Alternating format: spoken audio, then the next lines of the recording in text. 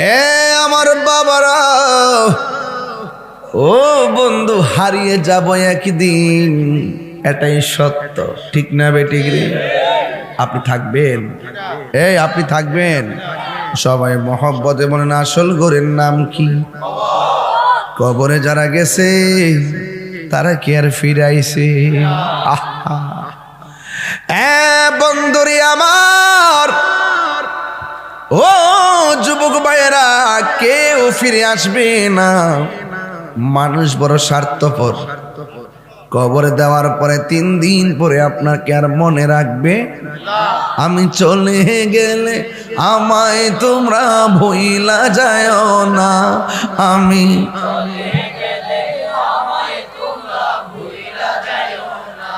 ডাইনে মামে মাটি আমার মাটির বিছানা, ডাইনে বামে মাটি আমার মাটির বিছানা। আমি চলে গেলে আমায় তোমরা ভুইলা যায় না। আমি চলে গেলে আমায় তোমরা ভুইলা যায় না। ডাইনে বামে মাটি আমার মাটির বিছানা, ঠিক কিনা? নাকি বিল্ডিং হইব? বিছনা বিছে দিলে কাম হইব? কবর ফাঁকা কইরা ভিতরে নিয়া সুকার লেপ দিলে কাম হইব? দুনিয়ার প্রশ্নের, দুনিয়ার পরীক্ষার হলের প্রশ্ন ওপেন না গোপন? গোপন। যদি ওপেন হয়ে যায়, স্যার আছে, এটা প্রশ্নপত্র ফাঁস করে। যদি হয়ে যায় তাহলে আবার প্রশ্ন করা হয়, আবার পরীক্ষা নেওয়া হয়। কিন্তু কবরে যাওয়ার আগে আল্লাহ কবরে যে 3টা প্রশ্ন করবে, এই 3টা প্রশ্নকে আল্লাহ পাক আগেই ফাঁস করে দিছে। এই উত্তর কিন্তু আপনি মুখস্থ করে গেলে দিতে পারবেন না। এই উত্তর দিতে গেলে আপনার ঈমানও লাগবে, আমলও লাগবে। কথা কোন ঠিক না? এই জন্য আমার যুবক ভাইয়েরা, খবর পুরো সাংঘাতিক। আইরে আমার নবী একদিন গোরস্থানে গেল। সুবহানাল্লাহ না? কিসে গেল? আমার নবী যদিও কবরের উপরে, জবান খুলে কন, জবান খুলে কন রে বাবা। নবী উপরে থাকলেও নিচে দেখার ক্ষমতা আছে না নাই? আরো বড় করে কোন আছে না নাই? নবীকে ক্ষমতা দিছে কে? ওয়ামা ইয়াস্তাবিল আহইয়া ওয়ালাল আমওয়াত ইন্নাল্লাহা ইউসমিউ মান ইয়াশা।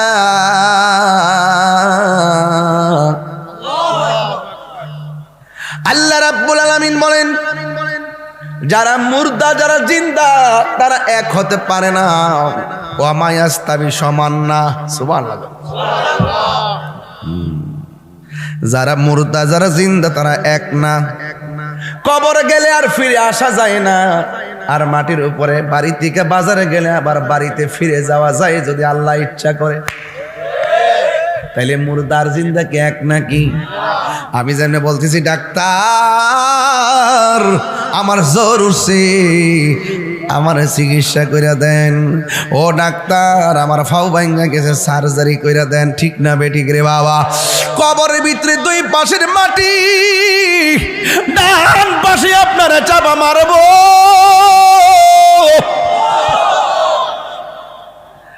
ডান পাশের মাটি চাপা মারবো গো। বাম পাশের হাড্ডির ভিতরে ঢুকে যাবে, বাম পাশের মাটি চাপা মারবো, ডান পাশের হাড্ডির ভিতরে ঢুকে যাবে। আপনি বলবেন, ও ব্রাহ্মণ পড়া ডাক্তার আমার সার্জারি করে দেন। সুযোগ আছে? কথা কন, সুযোগ আছে বাজান? এটা কি মোল্লার কথা না আল্লাহর কথা? ওয়া মা ইয়াস্তাবিল আহইয়া ওয়ালাল আমওয়াত।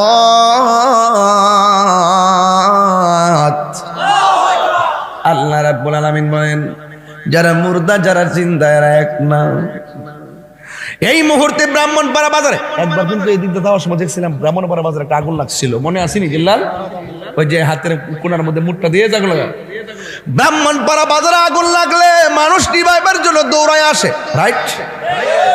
আবার যদি মানুষ নিভাইতে না পারে ফায়ার সার্ভিস দৌড়ায় আসে। আল্লাহর হাবিবরা বেনামাজি হইয়া কবরে গেলে ওই কবরের ভিতরে জাহান্নামের আগুন ঢুকাইয়া দেওয়া হয়, তাপ দেওয়া হয়। যদি কবরের ভিতরে আগুন লাগিয়া যায় ব্রাহ্মণপাড়ার মানুষ নিভাইবার সুযোগ আছে না নাই? এই তো আল্লাহর কথা সঠিক। যারা জিন্দা যারা মুর্দা এক। বাস তিনবার ডাক দিয়া কোন আল্লাহ। দেখেন কি আওয়াজটা হয়েছে, বাড়ি ঘরের মানুষ সবাই ডাকটা শুনছে কি শুনে নাই? কবরের ভিতরে এর চাইতে বেশি জোরে জোরে চিল্লাইতেছে আল্লাহ, ও আল্লাহ বাঁচা, আর পারি না, আর সহ্য হয় না, আর পারি না, আবার দুনিয়াতে পাঠাও। নামাজ না পড়া কবর আইলে যদি এমন ভাবে শাস্তি হবো জানতাম, নবীর সঙ্গে বিয়াদবি কইরা কবরে আসতে যদি এমন শাস্তি হইব জানতাম। ও আল্লাহ,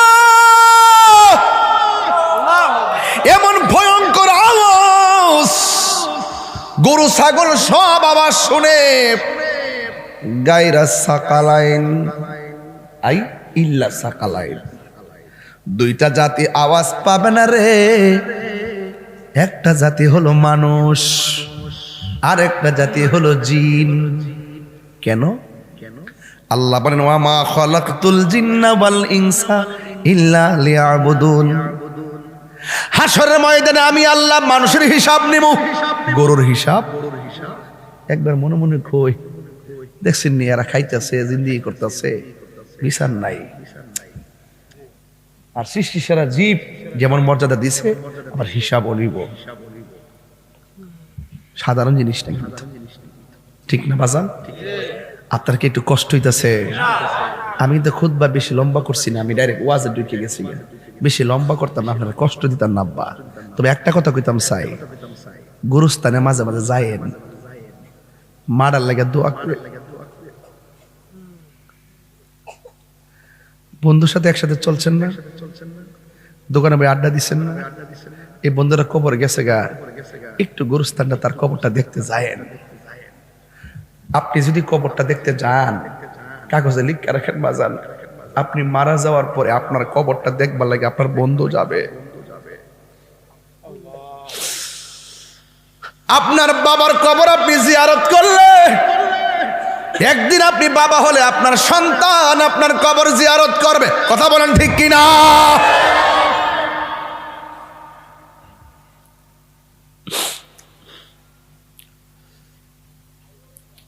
এই জন্য আমার যুবক যারা জিন্দা যারা মুর্দা তারা এক হতে পারে না। কবরে আযাবের আওয়াজ সবাই শুনে, গরু ছাগল সবাই শুনে, মানুষ শুনে না। মানুষ রে, মানুষ সৃষ্টি সেরা জীব, আবার মানুষ পশুর চাইতে নিকৃষ্ট। মানুষ সৃষ্টি সেরা জীব, আবার পশুর চাইতে নিকৃষ্ট। কি মনে করেন? রাস্তার মধ্যে যদি কোনো মানুষকে দেখেন বস্তাটা তুলতে পারে না, দয়া কইরা দাঁড়াইবেন, বস্তাটা তুইলা দিবেন। কষ্টদায়ক বস্তু সামনে থাকলে সরাই দিবেন, এতে আল্লাহ অনেক খুশি হয়। চিনেন না চিনেন মানুষকে সালাম দিবেন। বন্ধুর লগে কথা কর না, 1 মাস হয়ে গেছে গা, প্লিজ আর রাগ করে থাকবেন না, সালামটা দিবেন, দেখবেন বন্ধুর কষ্ট দূর হয়ে গেছে। আর যদি হাতটা মিলে লেতারেন, কোলাকুলিটা করতারেন, দেখবেন বন্ধুর ঠিক হয়ে গেছে। একটা কথা মনে রাখবেন, একটা কথা মনে রাখবেন, প্লিজ ডোন্ট লাভ। সাবধানতা করলাম। একটা কথা মনে রাখবেন, বন্ধু 10 জন বানাইবেন না, বন্ধু একজন মনের মতো বানাইবেন। যেই বন্ধুরা রাত্রে 3টার সময় ফোন দিলে দোস্ত আমার আম্মার রক্ত লাগবো, হ্যাঁ নিজের রক্ত দিব নাইলে রক্ত ব্যবস্থা করে দিব। আর যেই বন্ধুরা বন্ধুর হাতের মধ্যে বাবা ট্যাবলেটটা তুলে দিছে, এই পৃথিবীর মধ্যে যদি কোনো শত্রু থাকে এটা তোমার সবচাইতে বড় শত্রু। হাত তুলে বলো ঠিক কি না বলো।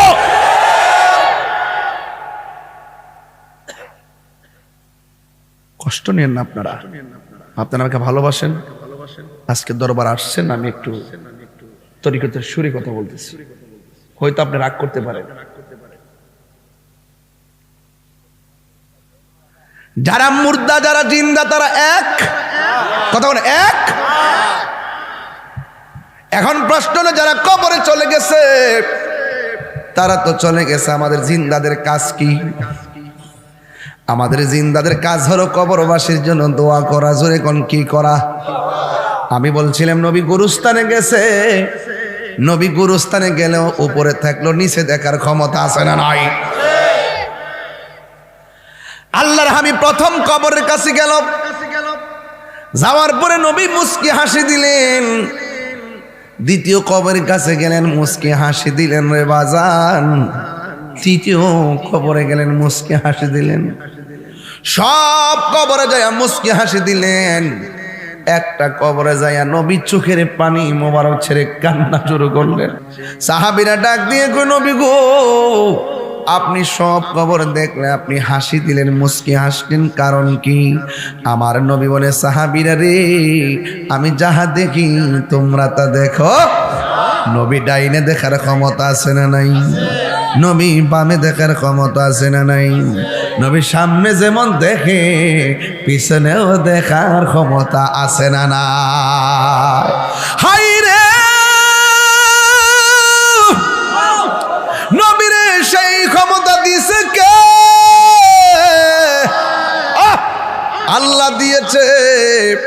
এবার আমার নবীকে, ও সাহাবীরা, আমি যখন গুরুস্থানে ঢুকলাম আমি তাকায় দেখতেছি সবগুলো লাশের নিচে আমার আল্লাহ জান্নাতের গালিচা বিছায়া রাখছে। আল্লাহু আকবার কেন গালিচা? আল্লাহর হাবিব বলে আমি দেখলাম জান্নাতের গালিচার ভিতরে ওই সমস্ত মানুষগুলো সুন্দর করে আরামে ঘুমাইতেছে। এবার সাহাবী বলে নবী গো, নবী গো, নবী গো, তাইলে ওই কবরটাতে কেন চোখের পানি ফেলে কান্না করলেন? আল্লাহর হাবিব বলে ও সাহাবীরা, আমি দেখতেছি ওই কবরের মধ্যে আযাব হইতেছে। নবী আমার উম্মতের দেওয়ানা, নবী উম্মতের কষ্ট সহ্য করতে পারে না।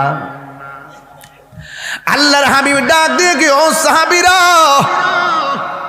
তাড়াতাড়ি বাজারে একটা এলান করো, এই গুরুস্থানে যত মানুষ শোয়াইছে, নতুন গুরুস্থান তো।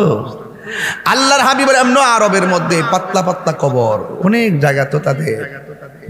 আল্লাহর হাবিব সাল্লাল্লাহু তাআলা আলাইহি ওয়াসাল্লাম ডাক দিয়া বলো, সাহাবীরা রে, এই ছেলেরা তোমরা বাজারের মধ্যে যায় একটা ঘোষণা করো, বন্ধুরা রে আমার,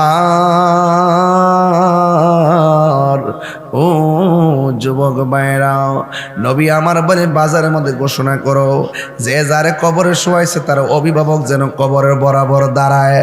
সাহাবায়ে কেরাম কয়, অন্যান্য কবরে কে দাঁড়াইলো না দাঁড়াইলো টেনশন নাই, একটা কবর দেখে নবী কান্না করছে, এই কবরে কে দাঁড়ায় এটা দেখা লাগবে রে, দেখা লাগবো। সব সাহাবীরা লাইন ধরে দাঁড়ায় রয়েছে। নবী যেই কবর কাছে দাঁড়াইয়া চোখের পানি মোবারক ছেড়ে কাঁদলেন, ওই জায়গার মধ্যে কে আসে তাকায় রইলেন। এবার সবগুলা কবরে ধারাবাহিকভাবে কাহারু কবরে বাবা, কাহারু কবরে দাদা, কাহারু কবরে ভাই, কাহারু কবরে বোন, এভাবে আপন জনের গুরুস্থানে এসে দাঁড়াইছে। কিন্তু সাহাবায়ে কেরাম দেখতেছেন ওই যে কবরটা, যেই কবরটার মধ্যে দাঁড়ায় রাসূল চোখের পানি মোবারক ফেলে কান্না করেছেন। এবার তাকায় দেখতেছেন ওই কবরে কোনো ছেলে মানুষ আসে নাই, মেয়ে মানুষ আসে নাই, কোনো যুবক আসে নাই, বৃদ্ধ মানুষ আসে নাই। তাকায় দেখতেছে একটা বুড়া মহিলা লাঠিটা বড় কইরা কইরা কবরের পারে এসে দাঁড়ায় গেছে। আল্লাহর হাবিব ডাক দিয়া কয়, ও মা, মাগো, আমি এলান করেছি আপন জনদের কবরে গার্জিয়ানরা দাঁড়াইবার জন্যে। আপনি যে এসে কবরে দাঁড়াইছেন, আপনি বলেন না এই লোকটা আপনার কি হয়? ও নবী গো, এটা তো আমার সন্তান হয়। সন্তান হারা মা ওই লাশের পাশে দাঁড়ালে কেমন লাগে? আল্লাহর হাবিব ডাক দিয়ে, ও মা, আপনার সন্তান লাগে, আপনি জানেননি আপনার সন্তানটা কবরে কেমন আছে? মহিলাটা বড় আল্লাহ নবীর পাগল। ডাক দিয়া বলে, নবী গো, আল্লাহ এবং তার রাসূল ভালো জানে আমার সন্তান কবরে কেমন আছে। এবার আমার নবী বলে, মা, আপনার সন্তানটা কবরের ভিতরে আযাবের মধ্যে চিৎকার পারতেছে। এই কথা যেই মাত্র শুনছি, ওই মুহূর্তে জনম দুঃখিনী মা কান্নার কথা ছিল। ওই দুঃখিনী মা একটা মুচকি হাসি মারলেন, আযাবের কথা শুনে হাসি মারলেন। এবার আল্লাহর হাবিব ডাক দিয়ে কয়, সাহাবারা মনে মনে কয়, মহিলাটা সন্তান কবরের মধ্যে আযাব হইতেছে আর মহিলাটা মুচকি মুচকি হাসিটা বুঝলাম না। আল্লাহর হাবিব ডাক দিয়ে কয়, মা, দুনিয়ার সব মা সন্তানের বিপদ দেখলে সহ্য করতে পারে না। মা, মাগো, আপনার সন্তান আযাবের কথা শুনে আপনি কান্দেন না, হাসেন কেন? কই, নবী গো, পেটে যাওয়ার পরে বড় খুশি ছিলাম, প্রসব ব্যথায় বড় কষ্ট পাইলেও চেহারা দেখে বড় খুশি হয়ে গেছি। তিলে তিলে জাদুমণিরে বড় করে প্রতিষ্ঠিত করছি। একদিন আমার পোলার আমি একটা কাজ করতে বলেছি, আমার পোলা আমার খবর লয় না, এমন ভাবে কষ্ট পাইছি। শেষ পর্যন্ত আমি আল্লাহরে কইছি, আল্লাহ, যে আমার খবর লয় না তুমি তারে চাইও না।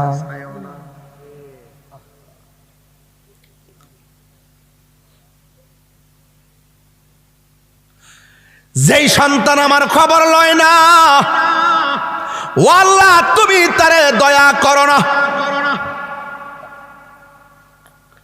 মহিলাটা কয়, আমি কান্দি না, হাসি কেন? আমি আনন্দে হাসি, আল্লাহ যে আমার মতো ফাগুলনির দোয়াটা কবুল করছে। আল্লাহু আকবার।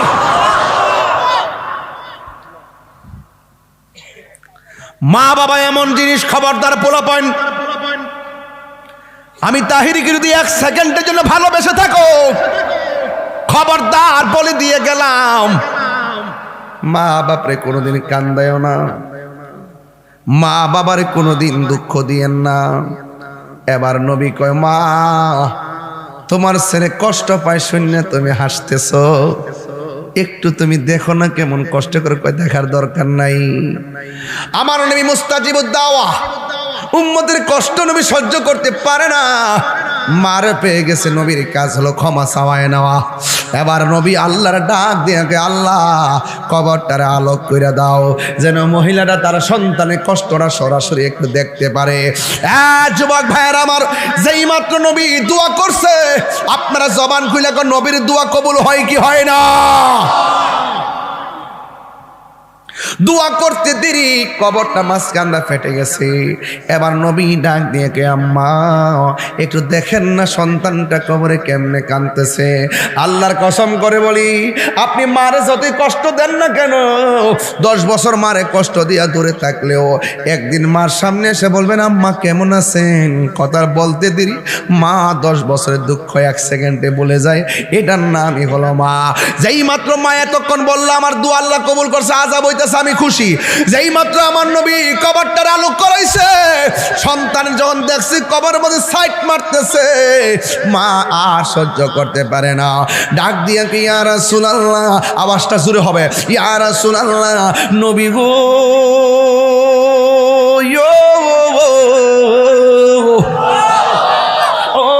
মায়ার নবীজি, আমি যদি জানতাম আমি বদদুয়া দিলে আমার জাদুমণির আল্লাহ এমন কষ্ট দিব, আমি কোনোদিন আমার জাদুমণির এমন বদদুয়া দিতাম না। চিৎকার মাইরা কি আল্লাহু আকবার বলা যাবে না? আল্লাহু আকবার। ডাক দিয়া বলে ইয়া রাসূলুল্লাহ, নবী গো, ও নবী, আগে যদি জানতাম আমার জাদুমণির এত কষ্ট দিব, জিন্দেগিতে আমি বদুয়া দিতাম না। আল্লাহর হাবিব বলেন, মা আগে বলেন আপনি মাফ করছেন নি? কয় হুজুর গো, নবী গো, আমার মনে কোনো দুঃখ নাই, আমার সন্তানটারে যেন আমার আল্লাহ মাফ করে দে। এই কথা বলতে দেরি রে বাবা, আমার আল্লাহ সন্তানের বডির নিচে জান্নাতের গালিচা বিছাইয়া দিছি। চিৎকার মেরে কি আল্লাহু আকবার বলা যাবে না? আমি বুঝাইতে চাইতেছি, মার মনে কষ্ট দিলে দুনিয়া তো ভুগবা, আখিরাতে ভুগবা, কবরেও ভুগবা। এই জন্য একটা মানুষের দোয়ার মাঝখানে কোনো পর্দা থাকে না। দোয়া করলে ডাইরেক্ট কবুল, বদদুয়া দিলেও কবুল। এই মানুষটার নাম হলো জনম দুঃখিনী মা। খবরদার খবরদার, ওই মা বাবাকে কান্দাইয়া শুধু তাহিরির ওয়াজ কেন, মক্কা মদিনা গেলেও কোনো লাভ হবে না। কথা বলেন ঠিক কিনা? বন্ধুগণ, অনুরোধ করে বলি, খবরদার খবরদার, আজকে যারা মা হারাইছেন বাড়িতে কারে মা কইয়া ডাক দিবেন। যারা আমার মতো বাবা হারাইছেন বাড়িতে যায় কারা বাবা কইয়া ডাক দিবেন। আমি তাহিরি মাঝে মাঝে ওয়াজের মধ্যে বলি,